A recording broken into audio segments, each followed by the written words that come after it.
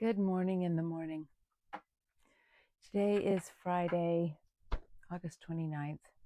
So day 29 of my 108-day commitment to create and communicate. And it's morning and I've just been writing my morning pages and I've been having some very deep awarenesses, and it just felt that I wanted to explore and share some of these with you. This might be more of a intimate sharing today because it feels like what I'm becoming aware of is actually true for all of us. And I wanted to ask of myself to show up here and be more vulnerable around it. It's around those parts of ourselves that we don't see, we don't choose, we don't love. They may be hovering and we may be like vaguely aware, but we tend to categorize or put in a box somewhere. And I guess I just wondered, do you have those parts of yourself that on one level they're part of who you are, that they are who you are, and yet it's so easy to judge or to categorize, like I said, to put in the shadows. This morning, somehow through some experiences of these last few days, I realized actually through this process of this journey with creating every day, showing up every day for myself. And in that process, seeing that I am a very committed, focused, disciplined, intense person. I write morning pages every morning.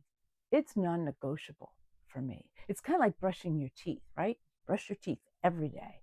But choosing something like morning pages or choosing something like this 108-day commitment, it's both demanding something of me, but it's also awakening something in me that I am this person who loves daily rituals to hold me, to focus me, to call me forth. And I like going really deep into stuff. It's just what I'm realizing, part of who I am. And as I was exploring this in many different ways this morning, I was remembering when I was in college and I studied a lot. I spent hours in the library studying. And I've judged myself for that, even then, because it was also my way to avoid the social dynamics that were going on. I went to a very small college in a very small town in a very rural area. And so there wasn't much to do except drink or party. And it turned out I'm not much of a drinker and I'm not much of a partier. And so I got really bored. I was really bored with the social dynamics. And at that point, I was a runner, but it's not like I was going out for my long daily walks, or I wasn't a skier and I didn't have a car. So I was very campus based, and all I knew how to do was to go to the library and study. So that's what I did. And what I have just in many ways acknowledged today is that I loved that. I loved getting to go and study and go down rabbit holes and go into things so deeply and not just get by to get the A, but to have the time and space to go deeply into the subjects I was studying. And I remember one of my first jobs out of college, and my first day at the job, I was like, whoa, like this is a job where we just stay very superficial and on the surface. And it was then that I knew for myself that I longed to go deep, like a mile deep rather than an inch wide. But everything in my life was about a mile wide and an inch deep. I lasted at that job 9 months. I could do it, but it didn't feed me. It didn't source me and nourish me and feed my intelligence or my deeper longings. And so here I am. Oh my God, how many years later? 40 years later. And I'm in a time and space in my life where I actually can go deep, deep, deep into this intense, intelligent, and very curious part of me. And I realized that this part of me is not relational. For those of you who don't know me, I was married for 36 years. I have 4 children who have a 12-and-a-half-year age span. So I was a daily mother for over 30 years of my life. And I loved it. And it was also challenging for me because I had to be very other focused, diffused out here on a horizontal plane. And it was very hard for me to come in and pull to the midline because there was always something else to do, someone else to respond to, something else to take care of. And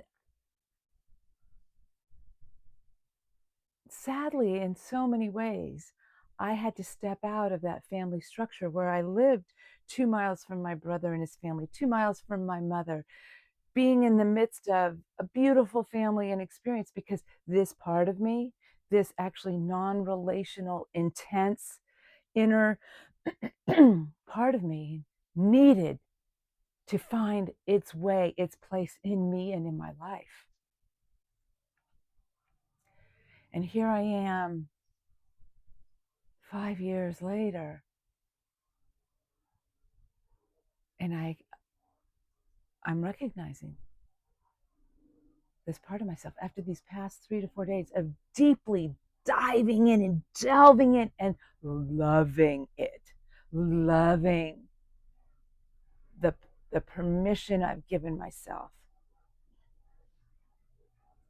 the space I've created for myself, the this creative commitment to myself. So in this, it's like, where do we not allow ourselves to be part of our lives? Where do we reject and try to keep? I'm going to just cough for a second.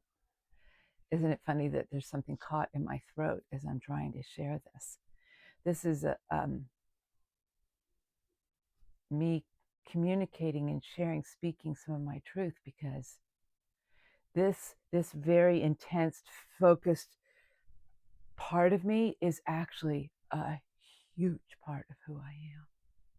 And I've made that intensity, the intelligence, the brilliance of this aspect of me wrong. And I have so pushed it to the outside.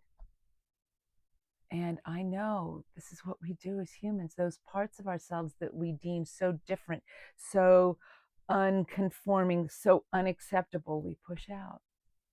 But how much energy do we use to keep that part of ourselves at bay when, if and when we can just open to and allow it and see it, feel it, choose it, hear it, we get to create. We get to live life more full, be more full of ourselves, and actually be more love, not only with ourselves, but with others. So there's obviously so much more here, but I just ask you to reflect, what part of yourself do you spend the most energy rejecting, compartmentalizing, keeping in a tight box somewhere? And if you could open up and allow this part of you in, like your light would just shine effortlessly. And then that opens you up to even more of who you are and even more of why you're here. Like, what if I, in choosing to fully receive and allow this part of myself, this intense, focused, deeply inner part of me here, that it actually allows me to explore everything that I came here to explore and to experience and to come even more into my wisdom There's something so potent here for me, for you, for all of us. The creative process unearths more than we could ever know, doesn't it? So here's to loving you, loving me, and to taking the next steps on our creative journey. Until tomorrow.